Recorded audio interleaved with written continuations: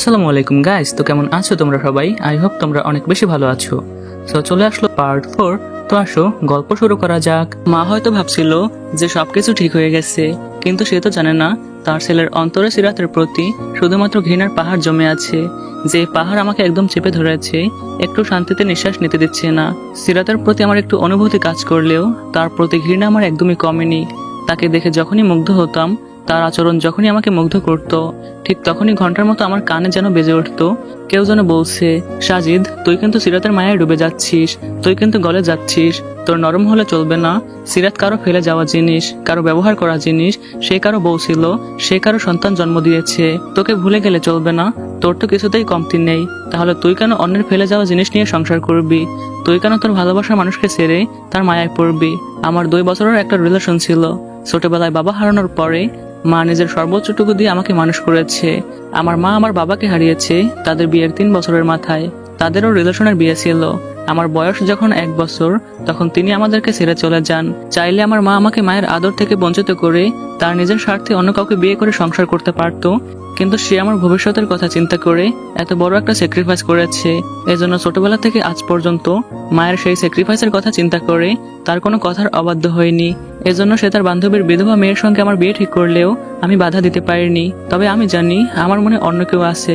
কোনোদিনও আমি সিরাতকে মেনে নিতে পারি না, কোনোভাবেই আমি সিরাতকে মেনে নিতে পারি না। আজও আমি আমার ভালোবাসার মানুষের সঙ্গে কথা বলি। বিয়ের আজকে প্রায় 2 বছর এবং রিলেশনের বয়স 3 বছর। এরাও আমাকে এতটা ভালোবাসে যে বিয়ের এই 2 বছরের মধ্যে একটি দিনও সে আমার সাথে যোগাযোগ বন্ধ রাখেনি। এটাই হয়তো সত্যিকারের ভালোবাসা। আমাদের বিয়ের 2 বছর পূর্ণ হলেও সিরাতের সঙ্গে আজ পর্যন্ত আমি ফিজিক্যাল রিলেশনে যাইনি। কিভাবে যাব? মনের মধ্যে একজনকে রেখে অন্যজনের সাথে ফিজিক্যাল রিলেশন কিভাবে করব? মানুষ বলে পুরুষ নাকি দেহের পাগল হয়, কিন্তু আমি বলি যে পুরুষ সে কখনো দেহের পাগল হয় না। সে যদি কাউকে একবার মন থেকে ভালোবেসে ফেলে, তাহলে তার জন্য 1000টা নারীকে অবহেলা করতে পারে। আর যে পুরুষ তাকে সবসময় নারীর দেহ টানে। ইরার প্রতি আমার ভালোবাসা ছিল পবিত্র। হয়তো এজন্য 2 বছরের মধ্যেও আমি একবারও সিরাতের সঙ্গে ব্যক্তিগত সময় পার করিনি। এদিকে ইরা আজও আমার জন্য অপেক্ষা করে। জীবনে আমাকে কোথায় নিয়ে ফাঁসালো, এই হিসাব মিলাতে মিলাতে আজকে আমি ক্লান্ত। নাইরার বয়স 3 বছর, একটু চালাকও হয়েছে, পাকা পাকা কথাও বলে মাঝে মাঝে।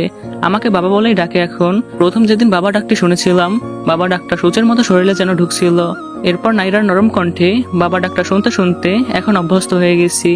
আজকাল ওকে আর তেমন বিরক্ত লাগে না। তবে ওর প্রতি যে মায়া কাজ করে, ব্যাপারটা এমনও না। পরিচিত মানুষের মতো মনে হয়, তবে আপন করতে পারিনি এখনো। সিরাতের প্রতি ঘৃণা জমতে জমতে আমি নিজের ব্যক্তিত্ব যেন দিন দিন হারিয়ে ফেলতেছিলাম। নিজের অজান্তে অনেক পরিবর্তন হয়ে যাচ্ছিল আমার স্বভাব। বিয়ের আগে আমি শান্তশিষ্ট এবং হাসি খুশি একটা ছেলে ছিলাম।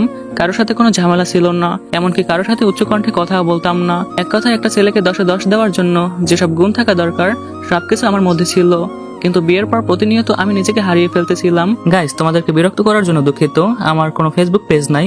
তোমরা যারা ফেসবুক পেজ কিংবা অন্য চ্যানেল থেকে শোনো, তোমাদেরকে আমার অরিজিনাল চ্যানেলে আসার আমন্ত্রণ রইল। আমার অরিজিনাল চ্যানেলের নাম হচ্ছে ভীষণারী সাজিদ। সামান্য কথায় চিৎকার করে উঠতাম, সামান্য ভুলে মায়ের সঙ্গেও খারাপ ব্যবহার করতাম, সামান্য বিষয় নিয়ে অতিরিক্ত বাড়াবাড়ি করতাম। আমি প্রতিদিন সকালে চা খেতে পছন্দ করি এবং সকাল ঠিক 7টার মধ্যে আমার চা লাগে। সিরাত যেদিন থেকে আমাদের বাড়িতে এসেছে এবং জেনেছে আমি সকালে চা খাই, তারপর থেকে আজ পর্যন্ত একদিনও 7টা থেকে 7টা 1 মিনিট হয়নি ঠিক 7টার আগে সে আমার জন্য চা নিয়ে আসতো। কারণ সে জানে যে আমি সামান্য বিষয়ে অতিরিক্ত রেগে যাই। এমনিতেও তাকে আমার সহ্য হতো না, এজন্য আমার মন জোগাড় করে চলার চেষ্টা করতো। কিন্তু আজকে হলো একটু ব্যতিক্রম। তাড়াহুড়ো করে অফিসে যাওয়ার জন্য রেডি হচ্ছি আর 7টা বেজে গেছে। আজকে এখনো আমার রুমে চা আসলো না। চিৎকার করে মাকে ডাকলাম। মা বলল, কি হয়েছে রে বাবা, সকাল সকাল এভাবে চিৎকার করতেছিস কেন? আমি উচ্চকণ্ঠে বললাম, এই বাড়িতে কি শুধু ঘুম এবং খাওয়ার মানুষই আছে? সকালবেলা যে আমার চা লাগে সেটাকে কানে ঢুকিয়ে দিতে হবে রোজ আমাকে? একবার বললে হয় না? সব দোষ তোমারই। লাই দিতে দিতে মাথায় তুলে ফেলছো। আসলে রাগের মাথায় যে কি বলতেছিলাম নিজেই জানি না। আমাদের চেঁচামেচি শুনে সিরাত আস্তে মাথা নিচু করে আমার সামনে এসে বলল, দেখুন অনেক বড় ভুল হয়ে গেছে। আসলে আজকে সকালে উঠতে পারিনি, প্লিজ আমাকে মাফ করে দেন। এরপর থেকে আর কখনো এমনটা হবে না। আমি রাগ কন্ট্রোল করতে পারছিলাম না। চর মারতে যাবো এমন সময় নাইরা অস্পষ্ট কণ্ঠে বলল, বাবাই মাম্মামকে মেলো না। আমি থমকে গেলাম। অস্পষ্টভাবে আবার বলল, বাবাই মাম্মাম লাগতে মমি করছে, এপাস ওপাস করছে। নাইরাকে আর কিছু বলতে না দিয়ে সিরাত তাকে কোলে নিয়ে বলল, চুপ কর মা। নাইরার কথাগুলো ঠিক বুঝে উঠতে পারিনি। বিরক্ত হয়ে দরজা ধাক্কা দিয়ে অফিসে চলে গেলাম। এদিকে মা সিরাতকে বলল, সিরাত মা, আমি জানি তোর কষ্টে বুক ফেটে যাচ্ছে, কিন্তু কি আর করার বল, ছেলেটা তো এমন ছিল না। একটু ধৈর্য ধর্মা, দেখবি সবকিছু ঠিক হয়ে গেছে।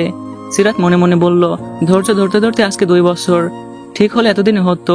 আসলে আমার কপালটাই খারাপ। তারপর আস্তে করে মাথা নেড়ে সে নিজের রুমে চলে গেল। গাইস, আমি জানি তোমরা আমার উপর অনেক রেগে আছো, কারণ আমি পার্টগুলো ছোট দিচ্ছি। সো এজন্য আমি অনেক বেশি দুঃখিত। কথা দিলাম পরবর্তী পার্ট 15 মিনিট কিংবা তারও বেশি আসবে ইনশাআল্লাহ। তো যারা কালকে এক আকাশ পরিমাণ আশা নিয়ে হোয়াটসঅ্যাপে জয়েন হয়েছিল আমার সাথে কথা বলার জন্য, কিন্তু কথা বলতে পারো নাই, জন্য আমি দুঃখ প্রকাশ করতেছি। আসলে তোমাদের ভালোবাসার পরিমাণটা এতটা বেশি ছিল যে আমি কল্পনাও করতে পারিনি। সবাই আমার সাথে কথা বলার ট্রাই করছো, এজন্য কারো কথাই ক্লিয়ার শোনা যায়নি এবং কন্ট্রোল আমার হাতে ছিল না। সো সকল ক্রাইসিস এড়ানোর জন্য, নিরাপদে শান্তিপূর্ণভাবে আমার সাথে কথা বলার জন্য কমেন্ট বক্সে তোমাদেরকে লিঙ্ক দিয়ে দিচ্ছি, তোমরা ওখানে ক্লিক করে জয়েন হয়ে যাও। এন্ড হচ্ছে আজকে একটু পরে লাইভে আসতেছি, সো জয়েন হয়ে থাকো। অবশ্যই তোমাদের সাথে আজকে কথা হবে। সো আল্লাহ হাফেজ।